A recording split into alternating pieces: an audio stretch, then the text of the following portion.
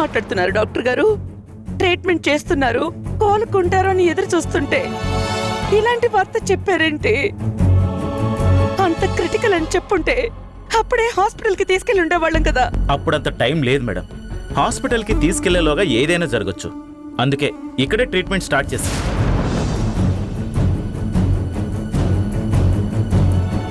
మరైతే ఇంకా 24 గంటలు ఎందుకు డాక్టర్? ఈ పాటికే నా కొడుకు కోలుకోవాలి కదా. ఇప్పటికైనా మించిపోయింది లేదు, హాస్పిటల్కి తీసుకెళ్లిపోదాం. అవును డాక్టర్, ఎంత డబ్బు ఖర్చైనా పర్వాలేదు. మా అన్నయ్య ప్రాణాలతో ఉండటం మాకు ముఖ్యం. కాసేపు ప్రశాంతంగా ఉండండి. నేను చెప్పేది వింటారా? హాస్పిటల్కి తీసుకెళ్లడం వల్ల ఇంతకన్నా బెటర్ కండిషన్ ఉంటుంది అంటే తీసుకెళ్లమని నేనే చెప్పుండేవాని కదా. ఒక డాక్టర్గా నాకు ఆ విషయం తెలియదా? ఇప్పుడైన పరిస్థితి ఏంటి డాక్టర్? ప్రాణానికి ప్రమాదం ఏం లేదు కదా? ప్రమాదం లేదు అంటే లేదనుకోవచ్చు, అలాగని పూర్తిగా బయటపడ్డట్టు కాదు. ఎక్స్పైరీ టాబ్లెట్స్ వాడడం వల్ల ఒక రకమైన పాయిజన్ లాంటిది బాడీ మొత్తం స్ప్రెడ్ అయింది. చాలా వరకు క్లియర్ చేశాం, కానీ ఆ టాబ్లెట్స్ ఎఫెక్ట్ బ్రెయిన్ మీద పడితే కోమాలోకి వెళ్లే ఛాన్స్ ఉంది.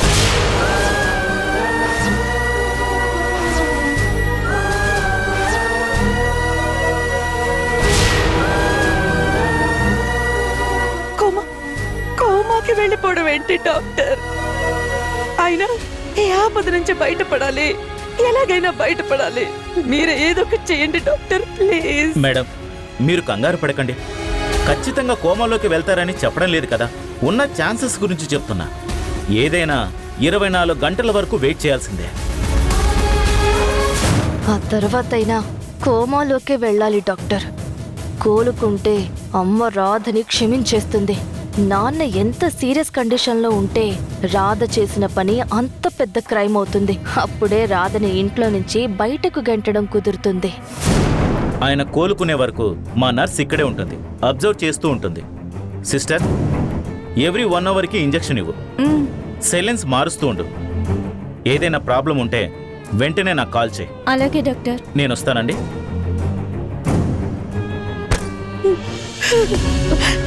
ఏమండి?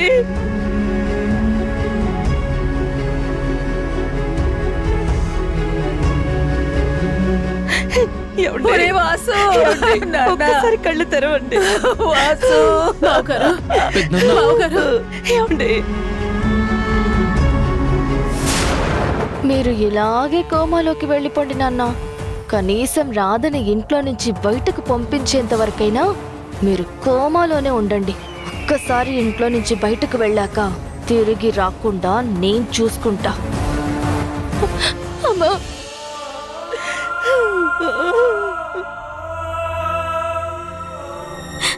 సార్ బాగుండాలి, మేడం బాగుండాలి అని నేనెప్పుడు దేవుడికి మొక్కుకునేదాన్ని.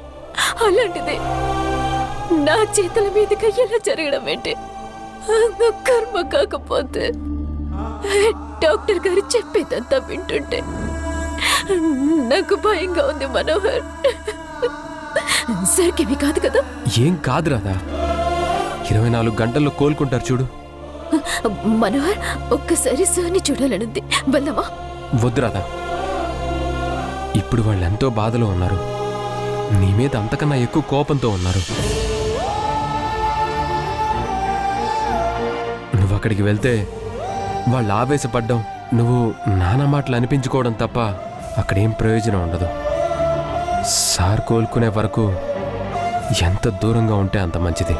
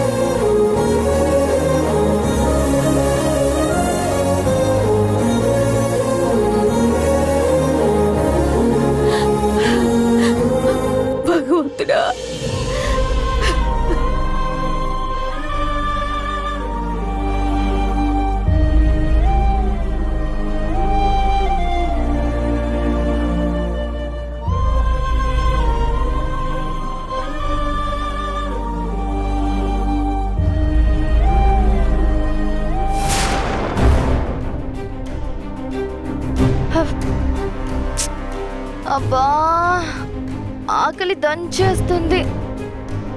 నాన్న విషయం ఏదో ఒకటి తేలితే గాని వీళ్ళెవ్వరూ తినేలా లేరు. అది కూడా 24 అవర్స్ పడుతుంది. అంతవరకు ఆగడం నా వల్ల కాదు. తినడానికి ఏమైనా ఉందేమో చూద్దాం.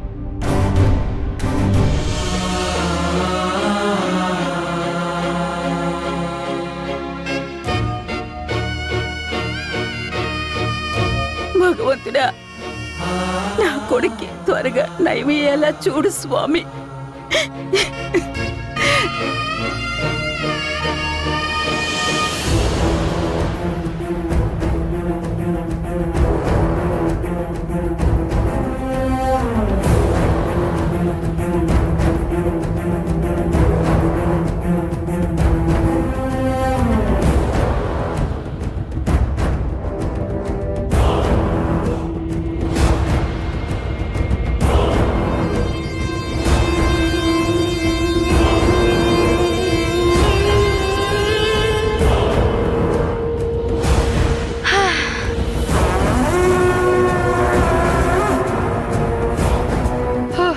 అమ్మయ్యా, అందరూ నిద్రపోతున్నారు. నేను తినడం చూస్తే నాన్న చావు బ్రతుకుల మధ్య ఉన్నా కొంచెం కూడా బాధ లేకుండా తినేస్తోంది అంటారు. కానీ మనం కోరుకుంటున్నది చావే అనే సంగతి తెలియదు.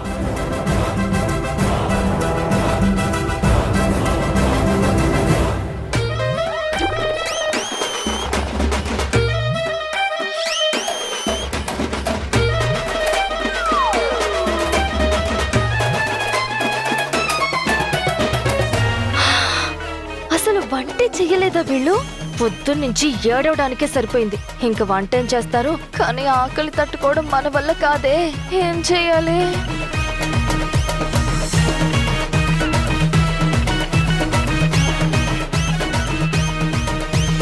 దీనికి ఆలోచన ఎందుకు? ఆన్లైన్లో ఆర్డర్ పెడదాం.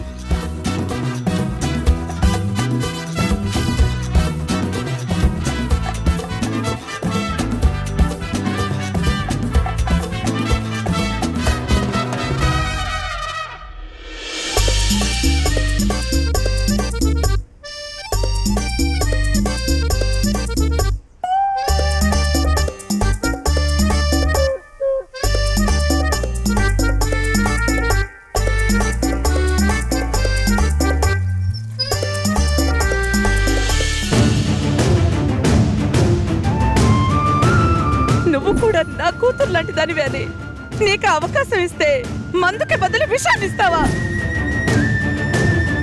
చివరికి నా కొడుకుని కాటికి పంపించాలా చూసింది ఈ దరిద్రపుది.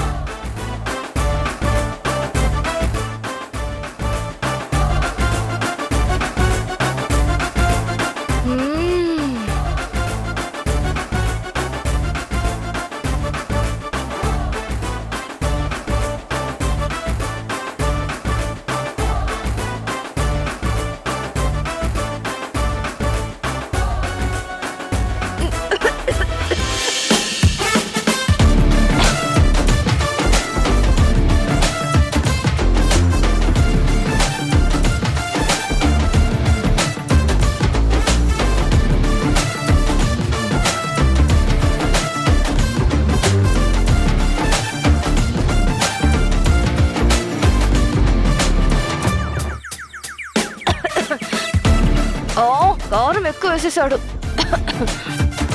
అయినా టేస్టీగా ఉందిలే. అమ్మ గాయత్రి,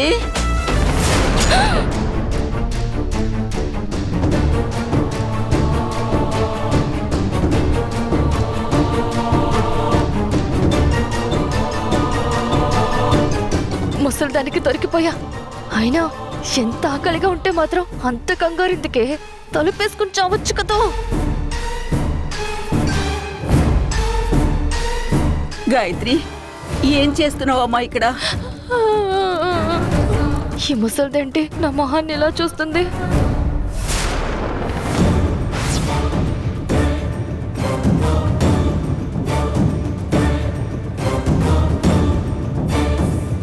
అయ్యో, నాన్నకి ఏమవుతుందోనని ఏడుస్తున్నావా తల్లి? అయ్యో నా తల్లి. ఏడుస్తున్నానా? ఓ, కారానికి కళ్ళల్లో నుంచి నీళ్ళొస్తుంటే ఏడుస్తున్నాను అనుకుంటోంది. ఇది ఒకందుకు మంచిదేలే. అవునానమ్మా, నాన్నకేమన్నా అవుతుందేమోనని నాకు చాలా భయంగా ఉంది. ఏమీ కాదమ్మా, ఆ దేవుడు మనకంత అన్యాయం చేయడు. నువ్వు ఒక్కదానివే ఉంటే ఇలాగే ఏడుస్తూ ఉంటావు. నా దగ్గరికి వచ్చేసేయ్, రామ్మా. వద్దు నానమ్మా, నాన్న గురించి మళ్ళీ నువ్వేదో ఒకటి మాట్లాడతావు. నాకేమో ఇంకా ఎక్కువ ఏడుపోస్తుంది. నేను ఒక్కదాన్నే ఉంటానులే. సరే, ఒక్కదానివే ఉండి నువ్వులా ఏడుస్తూ కూర్చోకు తల్లి. ఏడవకమ్మా. వెళ్ళు నానమ్మా, వెళ్ళు వెళ్ళు.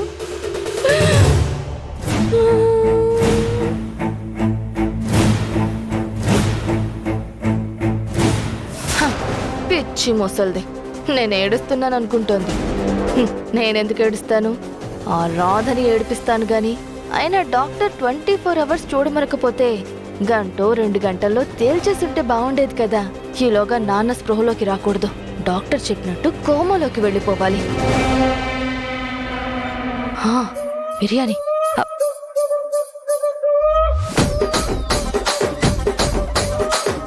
బిర్యానీ.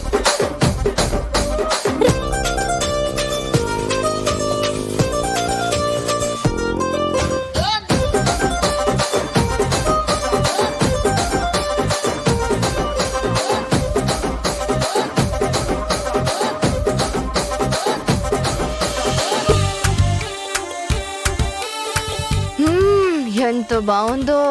వా,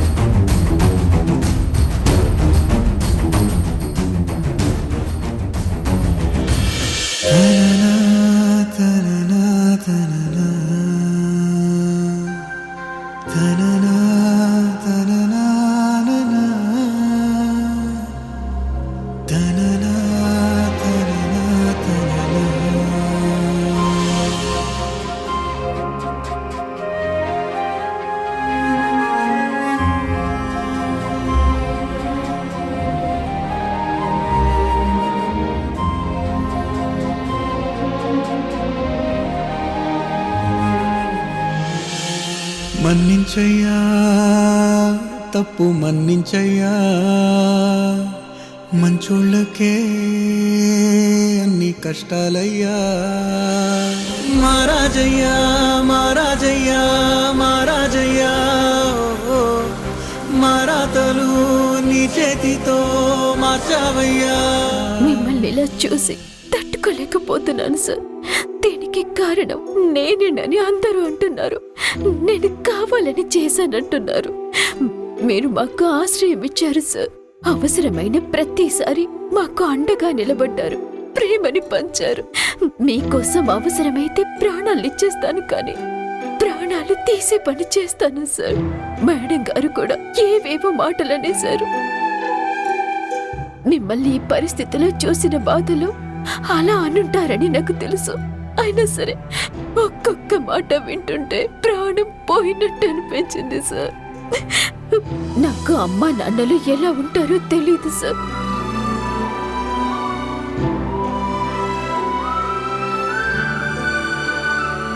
అక్కడ పెంచిన అమ్మా నాన్నలుంటే దేవుడిచ్చిన అమ్మా నాన్నల్లా ఇక్కడ మీరున్నారు సార్. నాన్న ప్రాణాలకి ఆపద తలపెడతానా? అమ్మ మాంగళ్యానికి ముప్పు కలిగిస్తానా?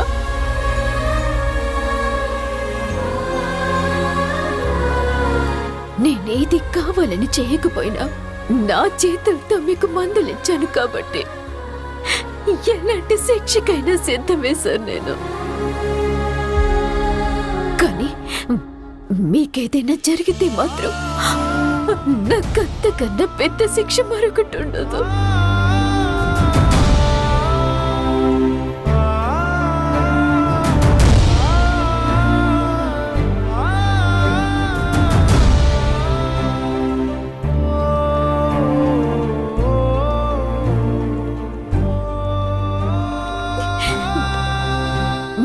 ఈ అనుబంధం ఎందుకు ఏర్పడిందో తెలీదు, కానీ మిమ్మల్ని పరిస్థితుల్లో ఉంచడానికి మాత్రం నేను కారణం కాకూడదు సార్. మేడం గారిని చూడండి సార్. మీకేమవుతుందోనని ఎంతగా ఏడ్చారో, ఎంతగా తల్లడిల్లిపోయారో. మీరు లేకపోతే మేమందరం అనాథలం అవుతాం సార్. మేడం గారి కోసం, నా కోసం, మా అందరి కోసం ఒక్కసారి కళ్ళు తెరవండి sir. Please sir, please.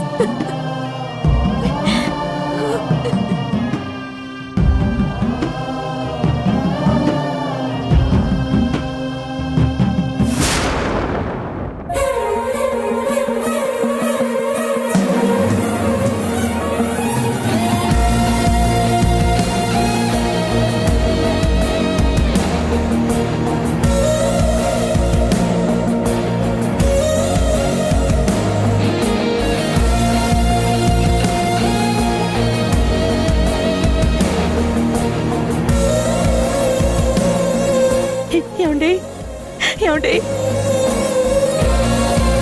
Nurse, nurse, nurse, nurse. Madam చెప్పండి. మా వారు ఒకసారి కదిలేరు, ఒకసారి చెక్ చేయండి. చూస్తానండి. ఏమైంది దేవకి? ఒరే వాసు, నాన్న వాసు, పెద్దనాన్న, వాసు ఏమైందిరా? పెద్దనాన్న, బావగారు, వాసు. పెద్దనాన్న.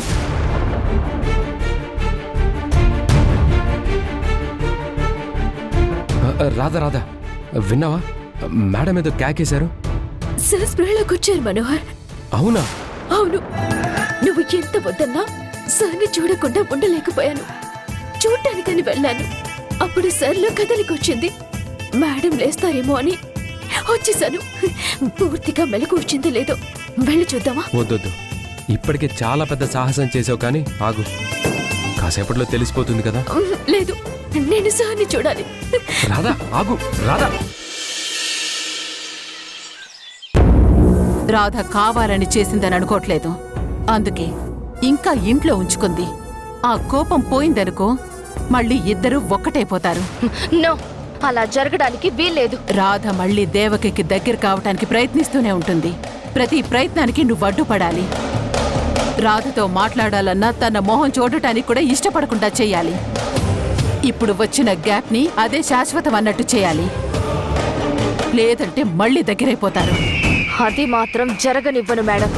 చెప్పారు కదా, రాధ ఇంట్లో నుంచి బయటకు పోయే వరకు అదే పనిలో ఉంటాను మేడం.